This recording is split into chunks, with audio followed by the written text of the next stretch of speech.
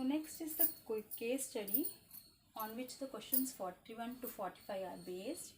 So they have given that the figure alongside shows the path of a diver when she takes the jump from the diving board. So this is the diving board and she is taking a jump into the water. Clearly it is a parabola. This they themselves have given. So Annie, this person is Annie, who was standing on a diving board 48 feet above the water level. So this is the water level, means from the water level the height of the diving board is given as 48 feet above the water level. So now she took a dive into the pool. Her height in feet above the water level at any time. So any time her point wherever she is, that height is given by the polynomial h of t, where t is in seconds, such that h of t is equal to minus 16t square plus 8t plus k. Now they have asked what is the value of k. Now this h of t is with respect to time and we need to find k. We don't know where she is, but we know at the starting point she is on the diving board. So before she starts jumping, she is at 48 feet height. So what is the time at this point? It means it's starting point. So starting point is, at starting point what will be the time? So at starting point my time is going to be t is equal to 0. So I just need to substitute in h of t, I need to substitute the value 0. So when I substitute h of 0, it comes as minus 16t square. Instead of t square, I will be writing it as 0 plus 8 into 0 plus k, which they have given as 48 feet, because she is at that height on the diving board. So it means if it is 48, then these two terms become 0. So which implies that k is 48. So if k is 48, then it means my option C is the correct answer.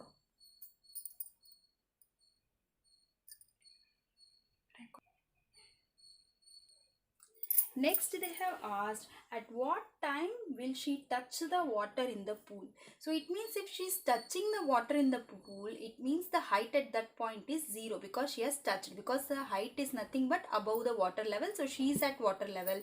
It means h of t at that time will be equal to 0.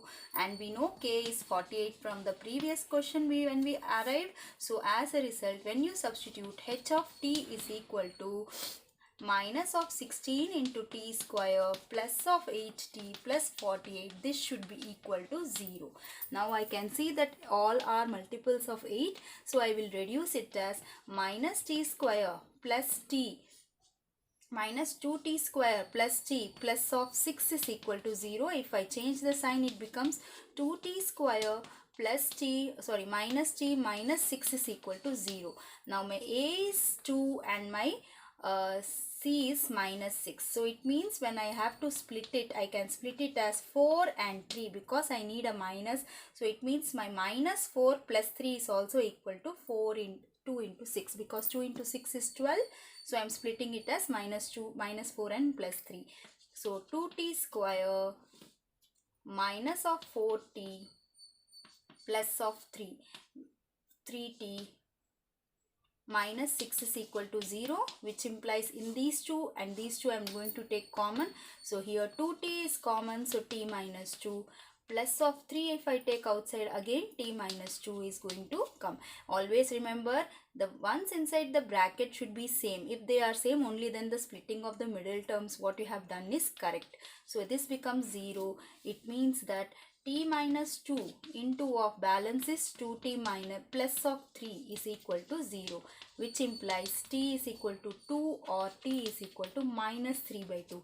Negative time is not possible, so it implies my t should be 2 seconds. So at 2 seconds, the diver, that is Annie, will be touching the water in the pool. So as a result, my option B is the correct answer. Rita's height above the water level is given by the polynomial P of t with zeros minus 1 and 2. Then P of t is given by. So first of all, since the zeros are minus 1 and 2, we will take alpha is minus 1 and beta is 2. So alpha plus beta will be nothing but minus 1 plus 2, which is equal to 1, and alpha beta is equal to minus 1 into 2, which is equal to minus 2. So the general form, since this polynomial is in t, we will be writing as t square minus of alpha plus beta into t plus of alpha beta, which means that t square minus of alpha beta is 1, so 1 into x is 1 into t is t, minus of plus of alpha beta is minus 2, so minus 2. So t square minus t minus 2. Now we will check the first one. It is t square plus t minus 2, so that is not the correct one. Next one we have is t square plus 2t minus 1, that is also not the correct one. Next we go to the third one, which is 24t square minus 24t plus 48. Now if you check here, first we will check it with respect to signs. Plus minus minus, here plus minus plus. So this is, by checking the sign itself, we can see that this is not the correct option. So the balance remaining option must be the correct one. Anyway, we will just check it out where you have here plus minus minus, here minus plus plus. So the opposite signs are okay, because if you are going to take it to the other side of 0, this becomes minus and these two becomes plus. So sign wise it is correct. And here one time, this is 1 into 2, 2. So twice is the last constant term. So here it is 24, here again 24. 24 into 2 is 48. So this is the correct option. So option D is the correct answer. A polynomial q of t with sum of zeros as 1 and product as minus 6 is modeling Anu's height in feet above the water at any time in seconds. Then q of t is given by what? So here we have that the sum of zeros. So sum of zeros means alpha plus beta is 1 and the product of alpha beta is minus 6. So the general form of the polynomial will be given in terms of t, because q of t. So t square minus of alpha plus beta into t plus of alpha beta. So as a result, this comes as a t square minus of, instead of alpha plus beta it is 1, so 1 and 2t is t, and then plus alpha beta is minus 6, so minus 6. So when we check the answers, the first one has all positive, it is not the correct answer. Second one is also a t square plus t minus 6, that is also not the correct option. When we go to the third one, it is given as minus 8t square plus of 8t plus of 48. So sign wise if we see, it is just the opposite. Here there is a minus, here there is a plus, here a minus and a minus, so here a plus and a plus. So this is the correct sign convention, because opposite signs are okay.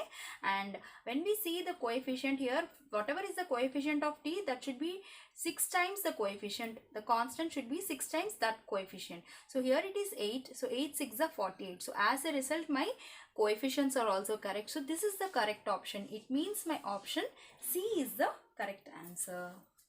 The last one in the case study is the zeros of the polynomial r of t is minus t power t square plus k minus 3 of t plus of 48. So now if they have given they are negative of each other, then the value of k is, we know that if alpha is one thing, the other one we generally take as a beta, and they are giving that it is the negative of each other. So it means beta will be, or alpha will be minus of beta.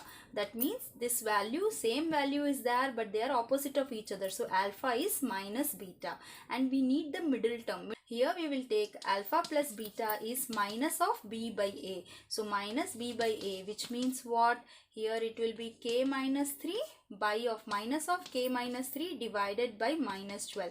But they have given that they are negative of each other. So it means alpha of, if we substitute alpha as minus beta plus beta gives me 0. So as a result, if I take 12 to the other side, it again becomes a 0. So and if since there is a 0, this minus also going to that side will make it 0. It means k minus 3 is equal to 0, which implies k is equal to 3. So my option A is the correct answer. So the case study 2 is for questions 46 to 50. So it states that a hockey field is the playing surface for the game of hockey. Historically, the game was played on a natural turf, but nowadays it is predominantly played on an artificial turf. It is rectangular in shape, 100 yards by 60 yards. Goal consists of two upright posts placed equidistant from the center of the back line, joined at the top by a horizontal crossbar. The inner edges of the post must be 3.66 meters apart and the lower edge of the crossbar must be 2.14 meters above the ground. So each team plays with 11 players on the field during the game, including the goalie. So positions you may play include A, B, C, D, which is called as the forward, midfielders as shown by the players E, F and G, and fullbacks as shown by H, I and J, and the goalie as shown by the player K. Now using the picture of the hockey field, answer the following questions. So the first question they have asked is the coordinate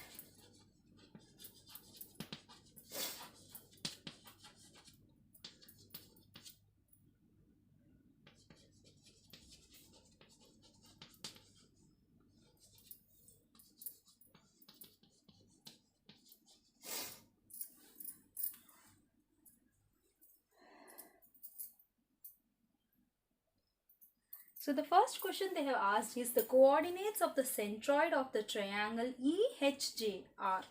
So first of all, we need to find the coordinates of E, H and J. So first E we will take.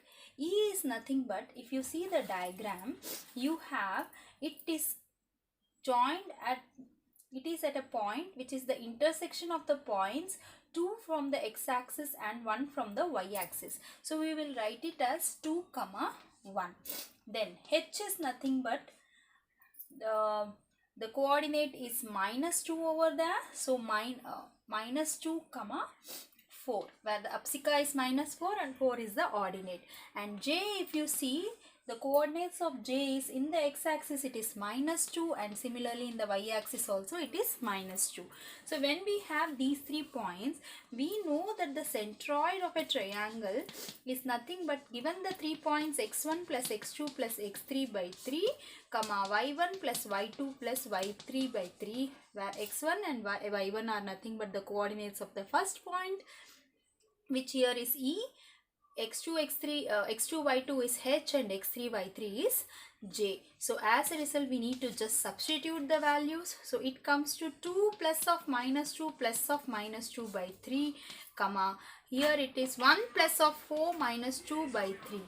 So as a result this two gets cancelled. So it is -2 by 3, here it is 5 minus 2 which is 3. 3 by 3 will give me 1.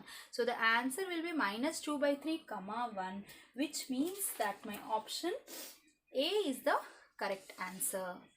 So if a player P is equidistant from next sum is, if a player P needs to be at equal distances from A and G such that A, P and G are in a straight line, then the position of P will be given by. So they have given that a point between the players A and G, this is at equidistant and they are in a straight line, means P is in between A and G, and since they are on the same line and both are at equal distances from the P, it means that P is the midpoint of A and G.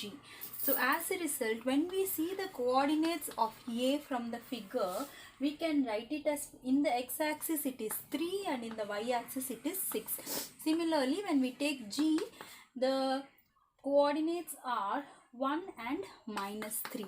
So as a result, when we take the P as the midpoint, then it is nothing but x1 plus x2 by 2, y1 plus y2 by 2. So which comes as, x1 is the coordinate, x1 y1 is coordinates of A, G means coordinates is x2 and y2. So 3 plus of 1 divided by 2, 3 plus 1 divided by 2, 6 minus 3 divided by 2.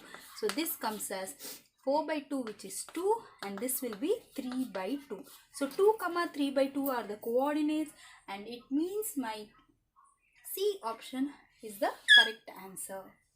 So the next one is the point on the x-axis equidistant from I and E. We already have the coordinates of E, so we will find the coordinate of I from the figure, and we can see that I has the apsika as -1 and Y coordinate as 1. So we are going to now find a point on the x-axis. My I is over here, my E is over here. both are at the coordinate of at a height of 1 from the x-axis.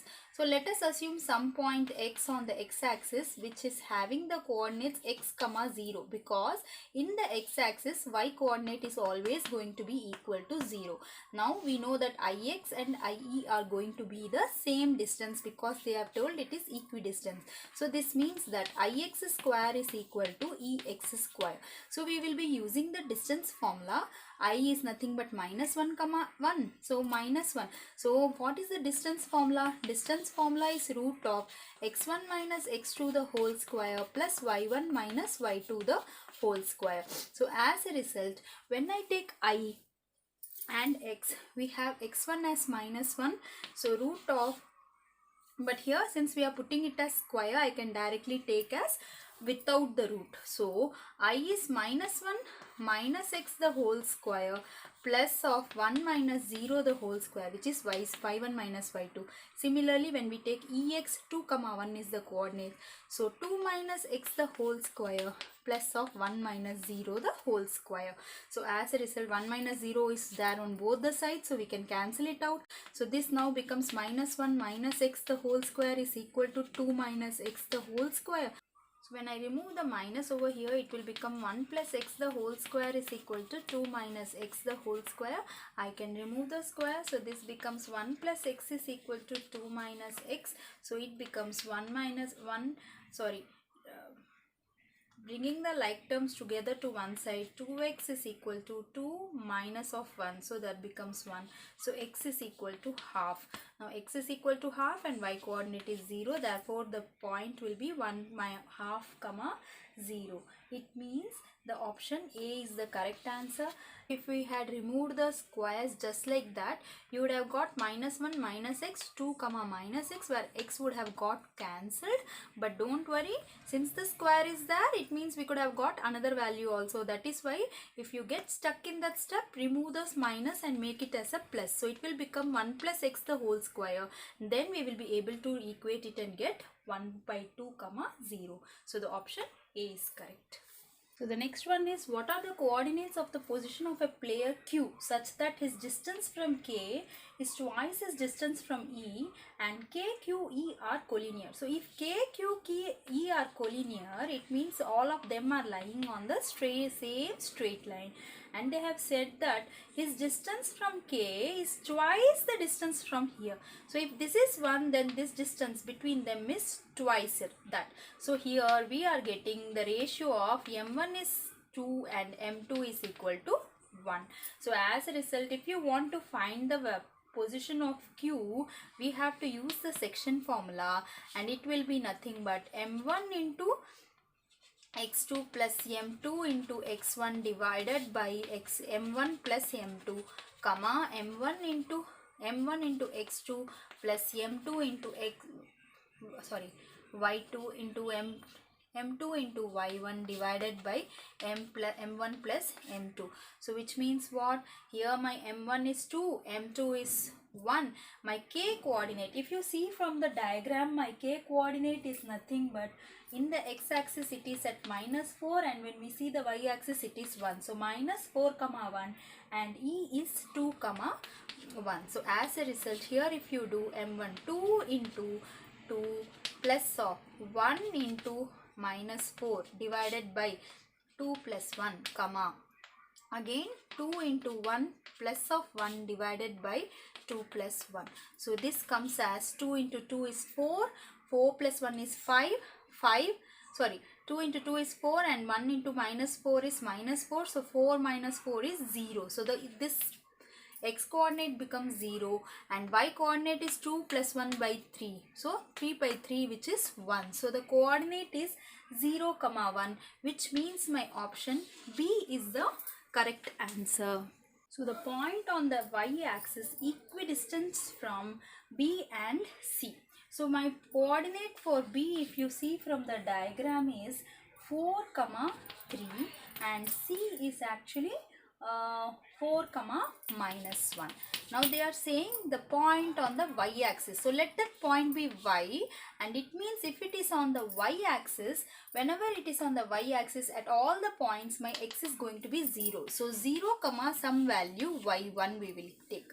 So since they are telling it is equidistant from B and C, just like how we did for the 48th sum, here it will be by square is equal to cy square. So the distance square, this minus this by plus of this minus this the whole square. So 4 minus, so when we take by square, x1 minus x2. So 4 minus 0 is 4 square plus of 3 minus y1 the whole square is equal to 4 minus 0 the whole square. So 4 square plus of this y square. So this comes as minus 1 minus y1 the whole square. Just like that how we talked about minus being giving a problem.